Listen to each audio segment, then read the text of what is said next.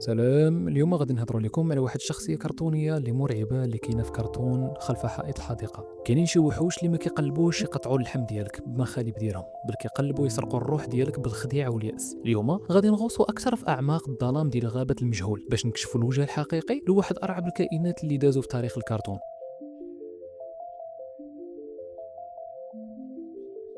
الوحش اللي كيسكن خلف حائط الحديقة ماشي مجرد أسطورة، بل هو فخ كيتسنى أي واحد تاه في طريق الحياة وفقد الأمل. سدوا البيبان، ركزوا معايا وأجيو نعرفوا السر اللي مخبي هذا الكائن في القنديل ديالو الملعون. هذا الوحش اللي كيهيم في وسط المجهول ماشي مجرد كائن مرعب كيتسارى بين الشجر، بل هو تجسيد للعدم واليأس اللي كيتسنى بنادم يغلط ويغرق في الحزن باش يسيطر عليه. القوة ديالو كاملة مبنية على الخديعة، حيت هو ما كيهاجمش نيشان، بل كيخلي الضحايا ديالو يأسوا حتى كيتحولوا للشجر ديال إيدلود باش يعصر منهم زيت الأرواح اللي كيشعل به القنديل ديالو باش يبقى عايش. وأكبر خدعة دارها هي اللي دار مع الحطاب المسكين، ملي قدر يقنعو باللي روح بنته الضايعة محبوسة وسط داك الضوء وخاصو يبقى يقطع الشجر ويغدي القنديل باش يحميها. بينما الحقيقة الصادمة هي أن القنديل فيه روح الوحش النيت، والحطاب كان كيحمي العدو ديالو وهو ما عارفش، وكيقتل أرواح الناس آخرين باش يعيش هاد الشيطان داخل داك القنديل. ولكن الرعب الحقيقي كيبان في ديك اللحظة الخاطفة ملي كيضرب الضوء في الجسم ديالو، وكتكتشف باللي هو ماشي روح كحلة عادية، بل هو عبارة عن مئات الوجوه المذعورة والمشبوهة ديال الناس اللي غدر بيهم وحولهم لشجر. وهذا الشيء كيبين باللي الوحش هو مجرد تراكم ديال الأرواح الضائعة، وفي الآخر القوة ديالو كاملة تلاشات. باللي وورت عاقب باللي كاع داك الرعب كان مبني غير على الأكاذيب، وباللي الظلام كيموت غير من كنشعلوا الضوء ديال الحقيقة ونطفئوا القنديل ديال الأوهام اللي كيكبلنا وكيخلينا مقيدين وسط واحد الأفكار. ما تنساوش إلا عجبتكم القصة خليو معكم واحد اللايك وواحد سبسكرايب لينا وفعلوا الجرس باش يوصلكم أي جديد.